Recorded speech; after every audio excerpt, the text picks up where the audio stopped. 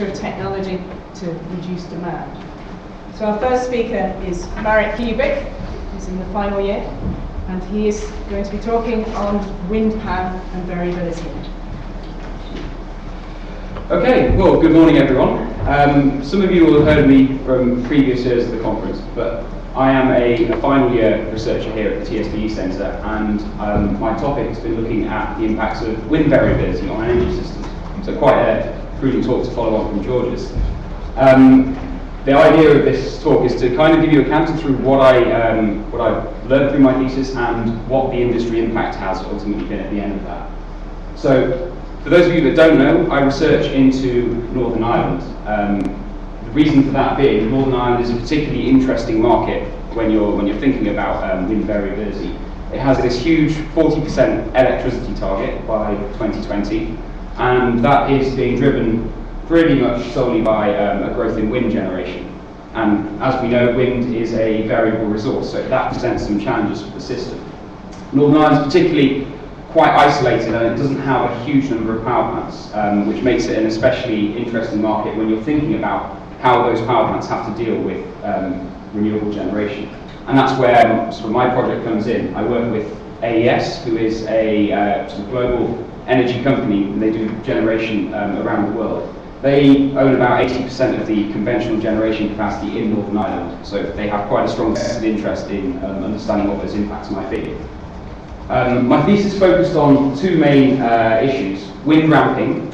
So by that I mean the rate of change of wind generation output that you might see over different timescales, and when that might be problematic. So large drops or large increases in wind, and how you particularly balance that out with the conventional generation that's on the system. That's a particular challenge when, as we sort of know, coming up to 2020, the large combustion plant directive is coming in and turning off more power plants, so there's a smaller and smaller margin of actual capacity available to deal with wind variability. And the other aspect is wind curtailment. So if we have a large installed capacity of wind, there will be occasions where we have a lot of wind generation output that we can't necessarily use because we have constraints on the system that prevent it from being exported somewhere else or being usefully used. That's particularly the case in Northern Ireland, where there is a large security constraint because of its isolation that requires those power plants to be on the system, and that limits the amount of wind generation you can use. So I was interested in quantifying those challenges and seeing what you could do about it. I don't have a huge amount of time to go into the depth of the method, but essentially, schematic of Northern Ireland with Belfast for reference, I looked at modelling onshore and offshore wind under 2020 levels that are sort of projected to be built for Northern Ireland, and I looked at 32 years worth of simulated wind generation for Northern Ireland. So the idea of having such a long time series was to be able to capture the rare but large swings in wind generation that you might get with certain weather systems passing through. I compared that against the abilities of the conventional generation in Northern Ireland. So there's three main sites: Kilkira, Ballymurford and Kilroot, and there are multiple, I should say, units at each of these sites, so there's more than one power plant unit.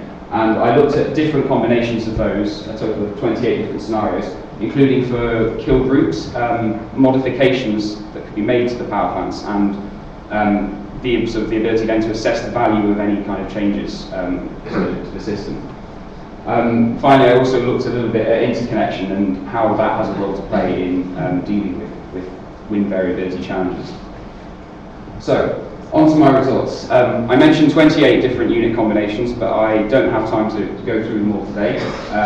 You'll be relieved to hear. I put up 6 on the screen that are perhaps slightly of more interest. So what this plot is showing is essentially the level of wind curtailment you would expect in 2020 under scenario A's business as usual. So if we kept the existing security constraint rules that are on in Northern Ireland, you'd be expecting about 7.5%, 360 gigawatt hours of wind to be curtailed, which is a huge amount. And through the progressive sort of steps going from A to F, you can see that there are improvements that can be made. There's only so far you can go when sticking to the rules as they are in the system at the moment. So the existing security constraints in Northern Ireland require a certain number of units to be on the system, in this case 3, and there's more restrictions than that, but I won't go into it. Essentially, with scenario C, that's showing what you can do with modifications to the power plants on the system, what kind of value that has to reducing wind curtailment. And you can see it has some. It reduces it by about 20%, but to get to these really low wind curtailment scenarios, you have to do more. You have to be able to relax the security constraints and use fewer units on the system. And that's when you get to much more potentially manageable levels of wind curtailment.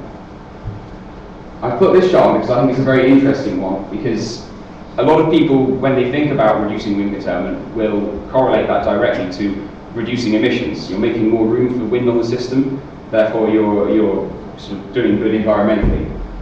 This chart actually shows it's a little bit more complicated than that. We have a general trend of lower wind curtailment going this way. So each of these 28 points, I should say, are the scenarios that I looked at. And I've labelled the ones that were on the previous slide.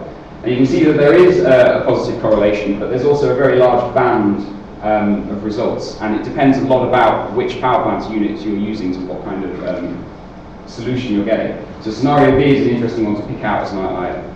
Although it's reducing wind curtailment, it's actually increasing net emissions on the system. And the reason for that is that it was considering a unit combination running on coal. And coal has a very, when you go to very low load outputs of coal, it becomes very inefficient. It's already a carbon intensive fuel, so the net result of that is that you actually make things worse, even though you've made more room for wind on the system. So there's a need for more intelligent thought about what you're actually achieving by reducing wind curtailment. It's also illustrated by this. Your lowest wind curtailment solution is not your necessarily lowest emission saving. So there's a question of what you want to strive for, whether you're looking at the cost implications of wind curtailment or whether it's about the emissions themselves. A very brief slide on this flexibility aspect, so how much wind can vary and when this is a problem for the system. So this is essentially showing the frequency of wind ramping events that would exceed the system's capability in an average year under those scenarios. And really the only one I want to pick out there is general trend of lower curtailment, particularly with that scenario we saw on the previous slide, which is the one which has the sort of largest emission savings. That's the one that causes the most problems. That is something that worries this guy, the system operator. They are having to try and deal with both these issues on the system. On the one hand, we've got wind curtailment, and what our sort of research is showing is that you need to relax security constraints to be able to reduce curtailment and associated emissions. But on the other hand, doing that presents challenges. You're reducing your flexibility of your system and your ability to respond to the generation. So, what can we do about it? There are a few things. So I mentioned power plant modification is one of those.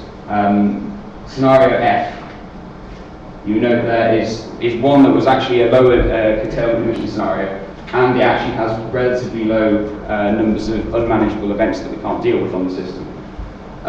However, there are limitations to what you can achieve. It depends upon the market schedules, and there's regulatory issues that need to be resolved for certain of these outcomes to be realised. Interconnection, I mentioned, was a potentially important one. The ability to import energy when it's required or export it when you have an excess of wind. But there are questions over whether or not that's achievable. How much interconnector capacity can you actually rely upon? If you're trying to export your energy from Northern Ireland to Great Britain, will Great Britain want to take it, given that there's often quite a strong correlation between wind generation between the two countries? And the final one is battery storage. So battery storage is particularly interesting as a technology because it can provide many of the services that are the reason that power plants are on the system in the first place. It's things like voltage regulation and frequency response. Batteries can provide it, yet at the same time they don't have this minimum sort of requirement of having to produce power to be on the system. So therefore they're an ideal companion potentially for dealing with wind variability. You'll be able to displace conventional generation, relax your security constraints, and still manage the variability of the wind and those large ramp rates that you might see. So what has this achieved? I thought I'd take a few sort of bullet points summarising this. First one is battery storage in Northern Ireland. AES, my industry sponsor, is exploring the opportunity of building 100 megawatts of battery storage in Northern Ireland. and my research has been going into informing some of the value of that.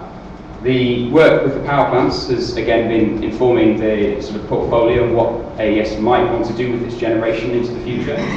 And it's also, because I've looked at it from a system operator point of view, it's been able to facilitate dialogue between the system operator and AES.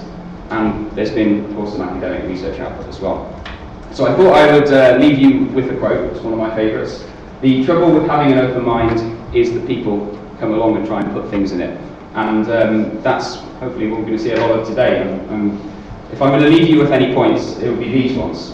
We've got these two challenges on the system: wind curtailment, wind variability, and the solutions to those pull in different directions. But there are things that can let us solve the two divergent ways that we need to solve those issues. And on a final, perhaps optimistic note, Northern Ireland is as challenging as it gets for this kind of variability. It's a single resource, small market, very few power plants. That makes it a very challenging prospect for wind variability. But other countries have larger sort of markets, more resources, and more time, importantly, to deal with these challenges. I think I will leave it there. Thank you very much. I suppose we're not doing questions now, but